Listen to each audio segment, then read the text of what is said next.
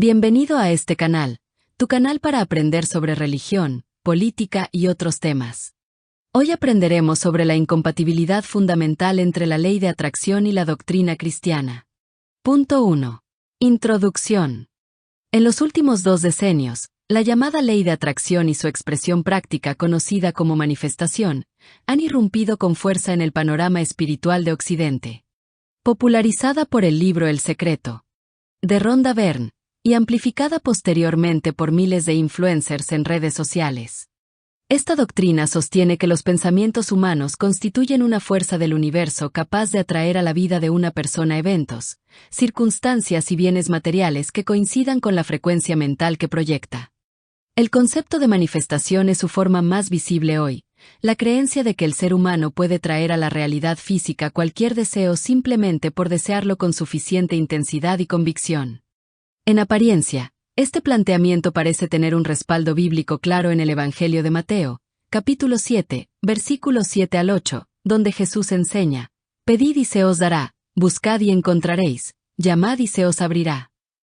Sin embargo, un análisis serio revela que tanto la ley de atracción como el concepto de manifestación son teológicamente incompatibles con la doctrina cristiana.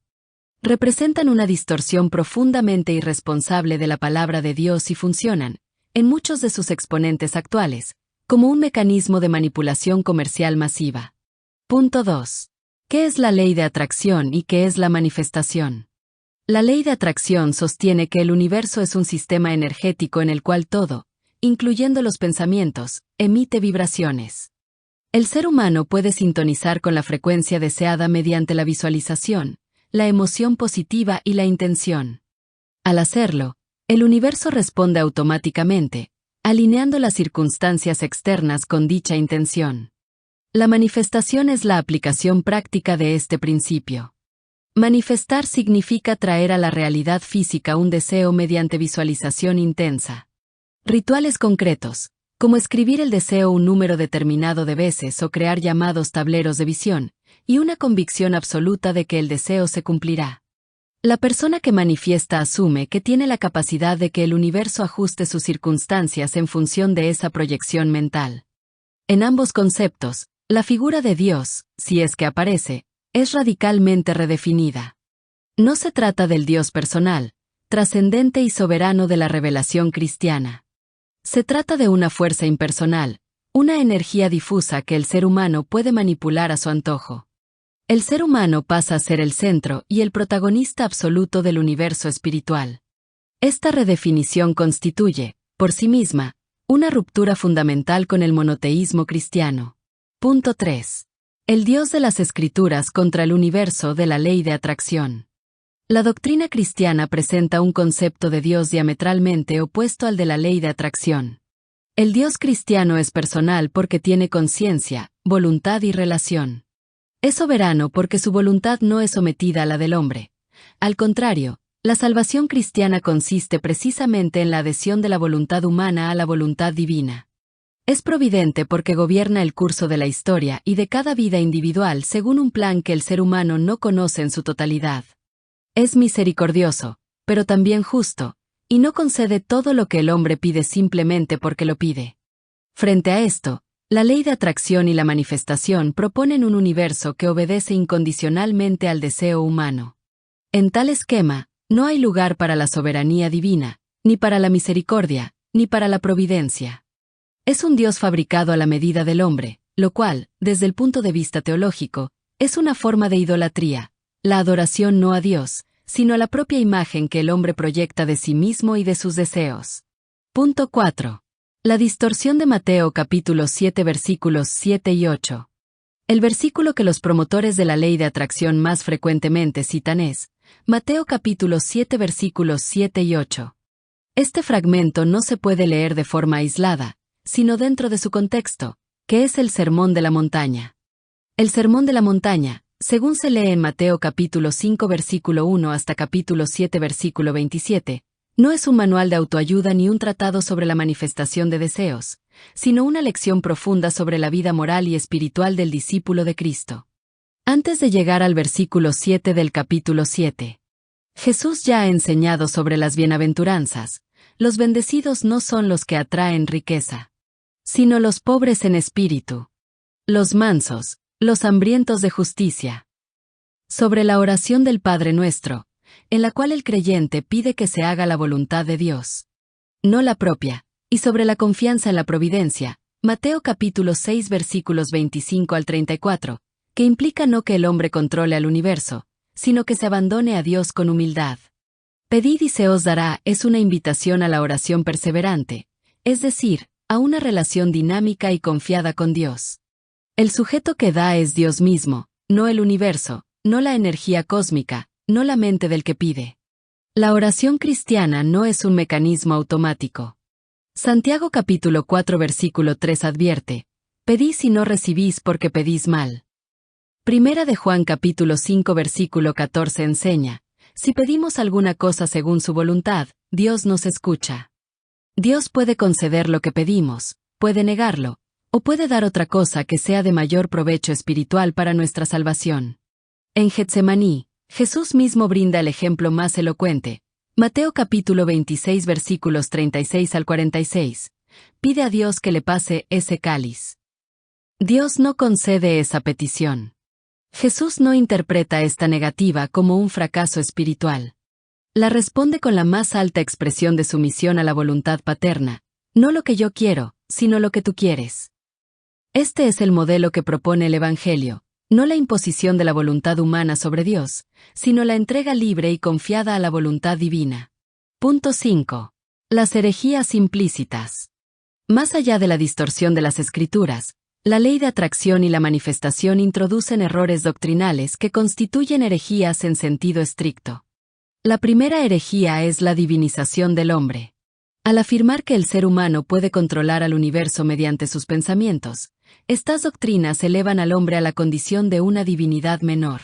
Esta idea tiene raíces profundas en tradiciones gnósticas y en el movimiento de la nueva era, pero no tiene lugar en la doctrina cristiana, que enseña que el hombre es criatura de Dios, amada y redimida, pero criatura al fin. En cierta forma, la manifestación repite el pecado originario mismo. El hombre deseó ser como Dios. Génesis capítulo 3 versículo 5. La segunda herejía es la eliminación del pecado original y de la necesidad de redención. En el esquema de la manifestación, el problema no es el pecado sino la vibración negativa. No se necesita redención, no se necesita Dios hecho carne, no se necesita la cruz. Solo se necesitan mejores pensamientos. Todo esto vacía de contenido la salvación cristiana. La tercera herejía es la negación de la providencia y del misterio del sufrimiento. La doctrina cristiana acepta que mucho de lo que ocurre en la vida humana, el sufrimiento, la pérdida, la muerte, es parte de un misterio que Dios mismo asume en la cruz. La manifestación no tiene espacio para esta comprensión.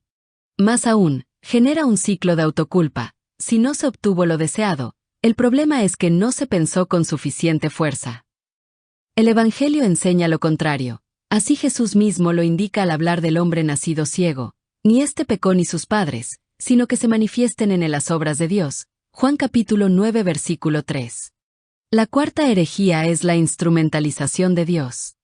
Usar a Dios como un medio para satisfacer deseos es, en sí, una forma de sacrilegio.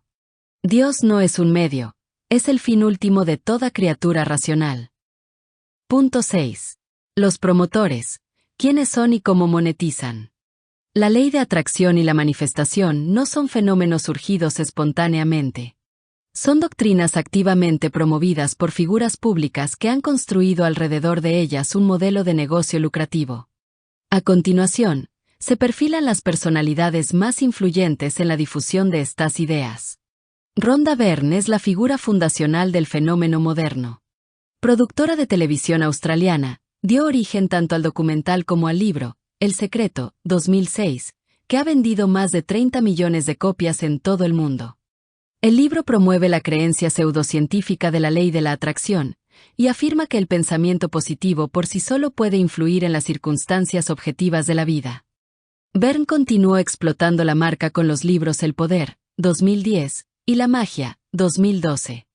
El modelo es claro: un producto comercial cuidadosamente posicionado, inmune a la crítica por su estructura circular. Si no funciona, el problema eres tú, y diseñado para generar una demanda perpetua de contenido y derivados. Bob Proctor, 1934 a 2022, fue durante más de 4 décadas uno de los principales exponentes de la ley de atracción en el mundo anglófono e hispanohablante. La ley de la atracción jugó un papel fundamental en todas sus enseñanzas y seminarios desde la década de los 70. Fundó un instituto, con el cual vendía programas de entrenamiento y productos relacionados. Su modelo de negocio generó millones de dólares a lo largo de su vida, demostrando que la doctrina no es el producto real, los cursos y seminarios lo son. Joe Dispenza es quizás la figura más sofisticada de este ecosistema, porque reviste sus enseñanzas con un lenguaje científico que les da una apariencia de autoridad académica. Sus libros son éxitos de ventas internacionales, y sus afirmaciones sobre la curación de enfermedades graves a través de la meditación y la manifestación carecen de pruebas rigurosas o estudios clínicos revisados por pares. Dispenza recorre el mundo dando conferencias y vendiendo talleres costosos, convirtiendo la manifestación en un producto envuelto en jerga neurocientífica. Deepak Chopra es otro nombre de peso en este ecosistema. Autor de más de un centenar de libros y figura central del movimiento de espiritualidad del New Age en Occidente, Chopra ha enseñado activamente los principios de la manifestación. Así, en su libro, Las 7 leyes espirituales del éxito, afirma que los seres humanos son co-creadores con el universo y que la intención y el deseo son herramientas de manifestación. Chopra ha grabado meditaciones guiadas específicamente sobre la ley de atracción y las ha distribuido a través de sus plataformas digitales, cuya monetización es sustancial. Esther Hicks es una figura que merece atención especial, ya que sus enseñanzas constituyen uno de los fundamentos intelectuales de la ley de atracción tal como la conocemos hoy. Esther desarrolló las llamadas enseñanzas de Abraham, según las cuales habla a través de un grupo de entidades no físicas llamadas Abraham. Sus libros, entre los que destaca Pide y te será dado, son éxitos y han sido traducidos a decenas de idiomas. Junto con su esposo, han producido más de 700 libros, DVDs y CDs, y han realizado talleres en hasta 50 ciudades por año. El modelo de negocio es explícito, las enseñanzas son el gancho, y los seminarios, los cursos en línea y los productos son la fuente de ingreso. En todas estas figuras es visible un patrón común. La doctrina espiritual es el medio, el producto comercial es el fin. Las personas que consumen estos contenidos son conducidas gradualmente desde la plataforma gratuita hacia ofertas de pago, cursos, libros, talleres, suscripciones. Lo más preocupante es que sus principales víctimas son personas de buena voluntad, muchas de ellas cristianas de buena fe que buscan en las escrituras una fuente de consuelo y de esperanza. Al encontrar interpretaciones de versículos como Mateo capítulo 7 versículo 7 sin el contexto teológico necesario, estas personas pueden alejarse de la doctrina auténtica del cristianismo. Punto 7. La respuesta cristiana. Frente a la ley de atracción y la manifestación, la doctrina cristiana no ofrece un sustituto simplemente más severo. En su lugar, ofrece una espiritualidad profundamente más rica, más coherente y, en último término, más liberadora. La oración cristiana es un encuentro con un Dios personal que conoce cada fibra de nuestra existencia. Es un acto de confianza, no de control. Es la expresión de una relación de amor en la que el creyente no manipula a Dios, sino que se entrega a Él. Esta entrega implica una confianza activa, sostenida por la fe, de que Dios obra todas las cosas para el bien de los que lo aman. Romanos capítulo 8 versículo 28, aunque ese bien, aparentemente, no siempre coincida con nuestros deseos inmediatos. La Iglesia nos propone un modelo de oración encarnado en la vida de la Virgen María, quien, al anuncio del ángel, no visualiza ni atrae sino que dice «Heme aquí, sierva del Señor». Asimismo, en la vida misma de Cristo, éste acepta la voluntad del Padre hasta en la cruz. Esta es la espiritualidad cristiana, no la ilusión de un poder mágico, sino la paz profunda que brota de saber que estamos en las manos de un Dios que nos ama, lo cual es suficiente. Punto 8. Conclusión. La doctrina cristiana es totalmente incompatible con la llamada ley de atracción y el concepto de manifestación. Estas ideologías redefinen a Dios como una fuerza impersonal al servicio del hombre. Distorsionan los textos bíblicos arrancándolos de su contexto. Introducen herejías capitales como la divinización del ser humano y la eliminación de la necesidad de redención. Y funcionan como un mecanismo comercial de manipulación masiva promovido por figuras públicas que monetizan la espiritualidad a gran escala. El evangelista Mateo no escribió un manual de manifestación de deseos. Escribió un evangelio, es decir, una buena noticia, que Dios nos ama, que nos ha visitado en la persona de Jesucristo, y que nos invita no a controlar al universo, sino a confiar en el Creador. Es una invitación mucho más exigente, pero es la única que puede llevar al verdadero consuelo.